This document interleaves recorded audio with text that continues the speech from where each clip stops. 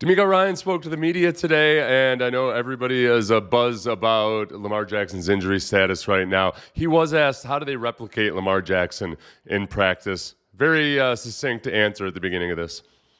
We cannot replicate Lamar Jackson. I have no one here that can help me.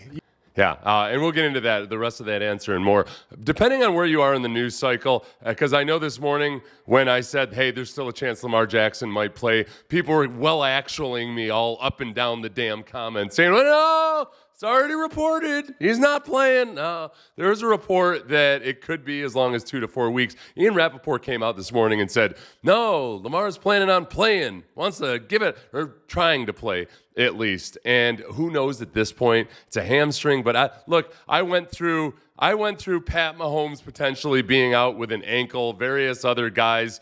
Let's go back to Serge Ibaka back in the playoffs long ago when he had a miraculous ankle recovery. Whatever. You got to prepare for Lamar Jackson. I'm skeptical that he'll play, and I think this might just be gamesmanship at this point. If there's one area of the body you don't want to mess with athletes like Lamar Jackson, it's their hamstring, because it just turns into a season-long ordeal. This is DeMeco when asked, hey, if you're going to simulate Lamar Jackson, who do you use at practice to do it? Sometimes you try to put receivers or other skill players at the quarterback position, but it's different. When you see Lamar on Sundays, you see that's a bad man, right? So, nobody can replicate him. He's a special player, all in a league of his own. So we don't even try to replicate him.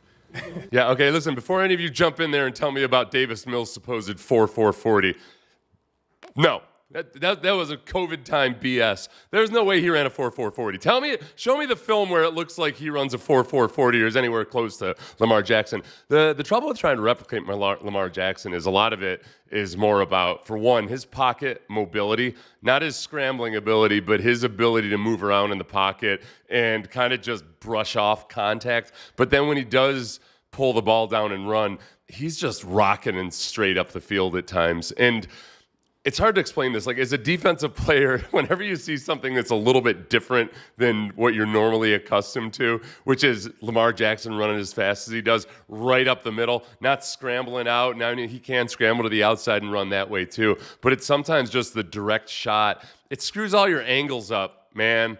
I shared the field with Herschel Walker once, and he was an old man at that time. I was a rookie. And I remember watching him and thinking, my brain can't process how fast this large human being is moving. And I think Lamar Jackson's a little bit like that. And then obviously you're not going to replicate his throwing ability or anything else like that. The biggest thing they need to worry about if they are indeed preparing for Lamar Jackson, which I think they should until they know for certain that he's not playing, is their reads and their discipline in the zone read game. All of those things that come with playing him. You can't load the box versus Lamar Jackson. You can blitz him selectively, and he hasn't been as lethal, at least in terms of taking sacks against the blitz, as he usually is, but he's still Lamar freaking Jackson. It's a lot of just dialing in on the details, and whoever the scout team quarterback is, so be it. You've just got to have your keys right, because last year on Christmas Day, the Texans were sloppy in a lot of ways. And you can make excuses about the fact that they had those 3 games in 10 days and everything. They were sloppy, and it was Christmas. And I was sad. This is asked how do you prepare for Cooper Rush because they're going to have to, I guess they'll spend some time, I suppose, figuring out what to do with Cooper Rush. Do you look at Cooper Rush's film from last year when he played against the Texans while he was with the Cowboys? But for us, we're specifically focused on the Ravens and how they run their offense. So that's what it'll be. That's our preparation. That's what we have to go off of. It'll be the Ravens film. So that's what we'll go off of. And we're operating as if Lamar is playing. Yeah, there's the thumbnail title. We're operating as if Lamar is playing. I think that's the right strategy. As far as Cooper Rush goes, when you put in a backup quarterback, I worry more. These are the 2 things I worry about most. If you move from a quarterback who's more stationary to a quarterback who is some kind of Lamar Jackson. Obviously, nobody's Lamar Jackson, but if you move to a more athletic quarterback, then especially with pretty much everybody on an offense these days has run zone read in college and everything, you can install a few things to use that quarterback's legs, even if it's a rookie, to his advantage. The other guy I worry about is a guy like Matt Hasselbeck. Remember when he stepped in for Andrew Luck back in 2014 and beat the Texans while he was struggling with stomach illness? A veteran quarterback can do certain things that maybe the younger quarterback or the other quarterback can't do, or he's going to operate the actual offense differently. In a situation like Cooper Rush, look, he's going to come in and they're going to run the same passing offense, the same philosophy, everything. He might play, and he's going to play it his own way. But there's only so much an offense can do to change the structure of their actual offense. It's like handing a symphony a bunch of sheet music and saying, there, play that, the best you've ever played it before. There's just too many moving parts. So I think in preparing for Lamar Jackson, they're going to spend more time on the zone read and those elements than they would with Cooper Rush. But in terms of how they're going to play the routes and everything else like that, I don't think it changes that much. It's going to be a lesser version of Lamar Jackson, obviously. This is DeMeco on the Ravens defense, which has struggled. They're bottom of the bucket in a lot of categories. I just have to remind everybody that they have played the Bills, they have played the Lions, but yet they are struggling. They're not. This is a defense that, for whatever reason, in 3 of the last 4 seasons, the defense has really struggled in the beginning of the season. But then in each of those previous 3 seasons, they've been one of the better defenses in the league by the second half of the season. So I'm not sleeping on this defense by any means. Here's DeMeco talking about the challenges that this Ravens defense presents. It's a really great defense. The way these guys fly around, they play defense the right way. So we have our work cut out for us. We know they'll have a ton of pressures, a lot of different looks. They'll roll a lot of different coverages and drop in some ends, a lot of simulated pressures. So we have our work cut out for us as far as post-snap, what are they doing and where we need to go with our reads. And, of course, I would be remiss if I didn't mention the 7 guys who were injured by by the end of last week's game. I mean, you're looking at a defense that was struggling versus some really good opponents, but still losing. Matabike is done for the year. Kyle Van Noy's got an injury. You got Roquan Smith. You got the starting cornerbacks. It's a lot. And I'm not going to sit here and get cocky about it or anything. That Texans offense has only really looked good for 1.5 quarters versus one of the worst defenses in the league in the Tennessee Titans. But this is not your older brother's Ravens team. This is whatever the hell they're going through right now. As DeMeco mentions the simulated blitzes, I had this one in the archives. I remember from one of the craziest simulated blitzes I've ever seen. This is. Just watch it, take it in. Yeah, versus the Bills. Let me clear my head up here so you can see Josh Allen scrambling for dear life. So simulated blitz. I think most of you know, but if you don't, you got everybody up at the line of scrimmage. It looks like somebody's gonna come.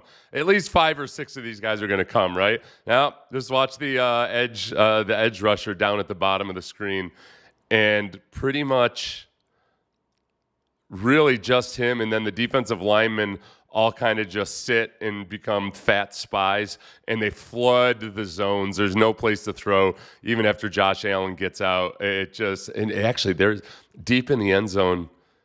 That's about it. That's your one shot. So the Ravens, as much as they're struggling, I think they're a lot better than the Titans are at disguising their blitzes, at rotating their coverages, doing all those things that can make it difficult for CJ and the offense to operate as cleanly as they did at times versus the Titans.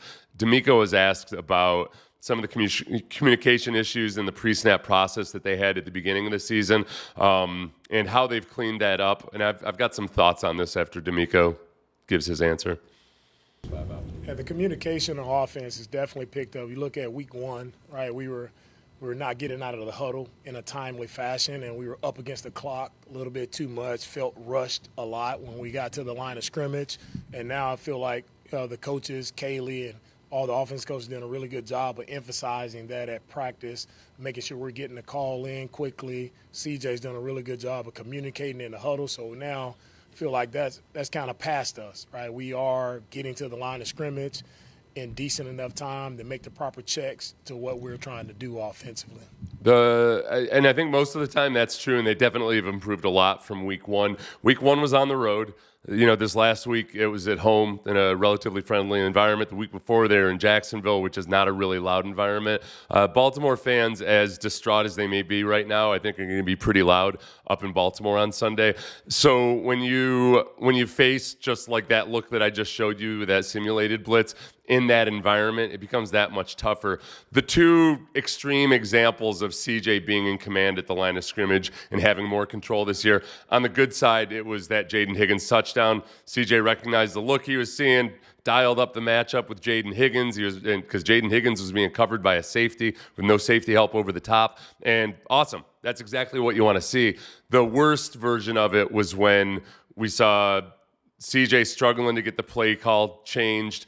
The play clock was winding down, and all of a sudden, Jeffrey Simmons is sacking CJ Stroud less than 2 seconds after the ball was snapped. And that was a lot of the gunkier process. CJ talked about that, not that play specifically today, but he did talk about, sometimes the actual headset being kind of an issue, or just sometimes the communication of him learning to work with Kaylee. You just got to learn your lessons from those plays from last week and ramp it up this week. But it's going to get better from week to week. The Texans caught a big break this week. I'm not saying they're going to win the game assuredly or anything, but they caught a big break catch on the Ravens early in the season with potentially Lamar Jackson injured. But they still have challenges this week that they didn't see last week.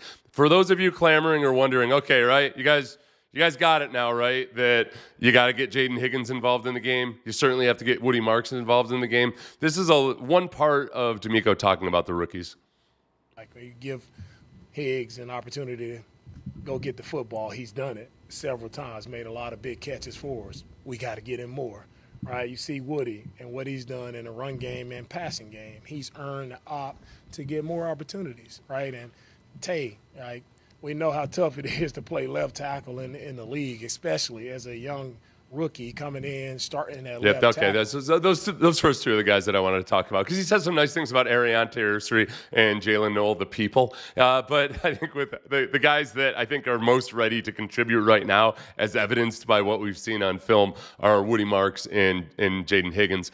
The one part where I'm trying to be cool about the fact that those guys didn't play earlier is that it's very well might be that they just were not comfortable enough in the offense yet. So you got to try to find that and feel exactly when is it really clicking for them.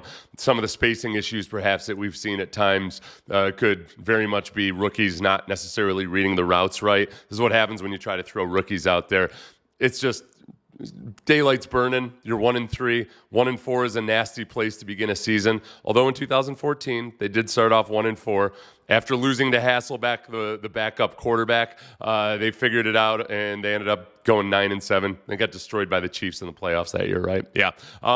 So that's where we are right now. Honestly, since we seem to be into evaluating energy and personality and everything in press conferences these days, I'm not gonna lie to you. Between CJ and DeMeco, felt kind of low energy. Pick this up. Don't turn me into a podium critic. I don't want to do it. Please like, subscribe, everything. I'll try to get to CJ later, but I might not get to him until tomorrow morning. Everybody have a great day.